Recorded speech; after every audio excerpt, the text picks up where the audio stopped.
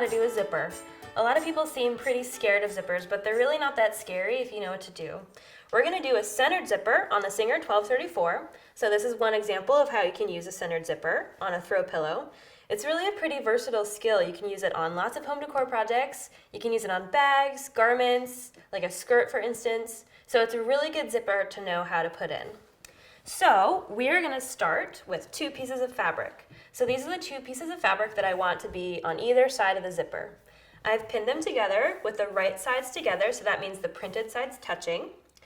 And I have taken a removable fabric marker and I've marked the distance on this edge of the fabric that's the same distance as the stops of the zipper. So you see the zipper stops are right here, and then here are my marks right next to it. And the reason that I'm doing that is because this is going to help me know how to sew and where to sew when I'm installing the zipper. So I'm going to start on just a regular medium straight stitch. So this is just like you're sewing any old seam. I'm going to put the fabric under the presser foot, and I'm going to line it up with the second line from the foot, so the second seam guideline. That's going to give me a 1/2 inch seam allowance. I'm going to put the presser foot down to get ready to sew. Now I'm going to push on the foot pedal and sew a few stitches forward, and I'm going to do a back stitch. So that means I'm going to hold the reverse lever and go backwards for a few stitches, and then keep going forward. I'm going to take out my pins when I get to them, and when I get to my first mark, I'm going to do another back stitch, and then I'm going to stop. So now I'm going to change to the 3rd straight stitch, which is the longest straight stitch. The reason I'm doing that is because this section of the seam is temporary. We're going to end up taking out the stitches, and if it's a long stitch length, it just makes it easier to take the stitches out later. So now I'm going to keep sewing, and I'm still using that same guideline, and I'm taking out my pins as I go because I never want to sew over my pins. When I get to my second mark, I'm going to stop again. This time I'm going to go back to the medium straight stitch because this section of the seam is now permanent again. We're not going to take it out, so we want to make sure it stays in. So that means we'll start with another back stitch, and then we're going to sew to the end of this little section and do another back stitch. I'm going to lift up the presser foot, take my project out, and it should look something like this when it's all done. So you can see that there's the regular stitch right here. There's a basting stitch, which is just a really long straight stitch in the middle, and then there's my regular medium straight stitch again on each side. So now I'm going to take it to the ironing board and give it a press. Here's what my project looks like after I pressed it. I pressed the seam open, so that means I took the seam allowance and I separated each side and pressed it flat. So from the right side, it looks nice and smooth and beautiful, and it's ready to attach the zipper. But before I can attach the zipper, I need to change the presser foot. I'm going to change it to a zipper foot. So this is what a zipper foot looks like. This foot comes with your machine. The point of a zipper foot is to be able to sew really close to something bulky, like a zipper.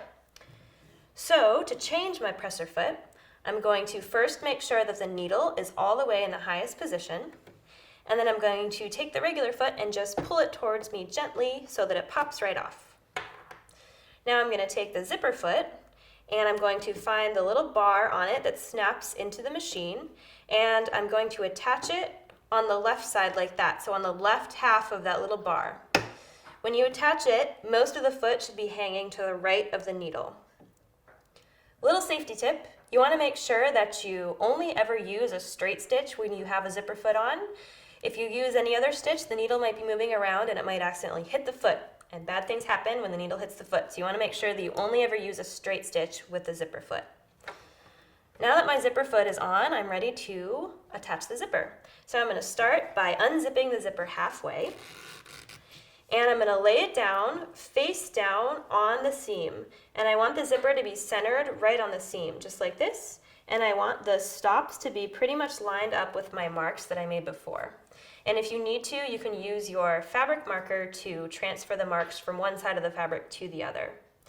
It's also going to make your life way easier in a second if you have the pull of the zipper facing up like that. So I'm going to take a few pins and just pin this in place. So the part of the zipper that's unzipped, you just kind of want to scooch the coils together as if it's zipped up when you're pinning it. Probably about 3 or so pins. This is just to make sure that the zipper doesn't wiggle around too much as we sew. Once you get the zipper pinned, we're going to take it over to the machine. And I'm going to start by lining up the foot pretty much at the top end of the zipper. And you want the left edge of the zipper foot to basically be right along the zipper, just like that. And we're going to change to a a long straight stitch. The long straight stitch is easier to take out. So just like we did before, this is going to be a temporary seam that we're going to take out later. And also, because it's a temporary seam, you don't want to backstitch because that would make it a lot harder to take out. So we're just going to start sewing. So I'm going to push the pedal, and we are attaching our zipper to the fabric in the right place so that when we sew it from the other side, it doesn't move around. When I get close to the zipper pull, you'll notice that the bulk of the zipper pull is going to start to push the zipper tape out of the way. So what we're going to do is we're going to crank our needle down into the fabric, we're going to lift our presser foot, and then we're going to zip the pull of the zipper past the foot. So this is why having that pull facing up makes your life way easier, because it's a lot easier to grab. Then we're going to put the presser foot back down and keep on sewing until we get to the other end of the zipper tape. And again, no need to backstitch because we're going to take this out eventually. So I finished my stitch with my hand wheel. I'm going to take this out of the machine and trim the thread on the thread snips. Now I'm going to do the exact same thing on the other side of the zipper. So I'll start pretty much on the edge of the zipper tape and start sewing. Again, no backstitch because this is a temporary stitch that I'm going to take out eventually. So I don't want to make my life harder by backstitching. When I get close to the zipper pull, again, I'm going to crank the needle down into the fabric, lift the presser foot, and then I'm going to push the zipper past the presser foot. So again, super helpful that we put that pull facing upwards. I'm going to put the presser foot down and then just keep sewing until I get all the way to the end of the zipper. I'll finish my stitch, raise my presser foot, and pull my project out. And now my zipper is attached to the fabric. So I'm going to sew it now from the right side of the fabric. So you can see my basting stitches. This is the temporary line of stitching that's going to hold my zipper in place while I sew from the right side, because it would be a little bit hard to have the zipper unattached and sew from the right side because you can't really see the zipper. So this initial line of stitching just holds the zipper temporarily for when we sew it for real. So we're going to switch back to our medium straight stitch because this seam is not temporary, it's going to stay in. And we're going to start by putting our fabric right at the edge of the fabric under the presser foot. And for this one, we want to line the left edge of the zipper foot up with that center seam. So this is going to be our reference when we sew. It's going to help us know where to sew, and it's going to keep our seam straight. So we'll start with a little back stitch because this is a permanent seam. And then we will keep going. And the whole time I'm just watching the edge of that presser foot, keeping it right along the seam. And you want to feel for when you're getting close to the zipper pull, because you don't want to sew next to the zipper pull because it's going to shove your presser foot over and make your stitching line crooked. So just like we did before, we're going to crank the needle down into the fabric. We're going to lift up the presser foot, and this takes a little bit of finagling, but we're going to find our zipper pull and we're going to zip the zipper past the presser foot, like that, to make our stitching area nice and flat. We're going to put our presser foot down and then we're just going to keep going. So now that the pull is out of the way, we can just sew all the way to the end of the fabric. And at the end, we'll do another little back stitch. We'll finish our stitch with our hand wheel, lift our presser foot, pull out our project, and cut our threads. So now I have my first line of top stitching along one side of my zipper.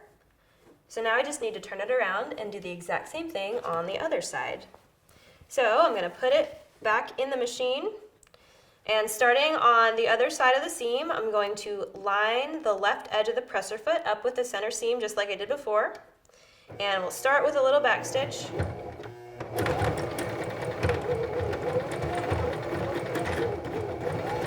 And we are just sewing along with the edge of the presser foot right along the center seam. Again, when I get to the pull, I'm going to crank the needle down, lift the foot, and then push the zipper pull past the presser foot just to get it out of the way.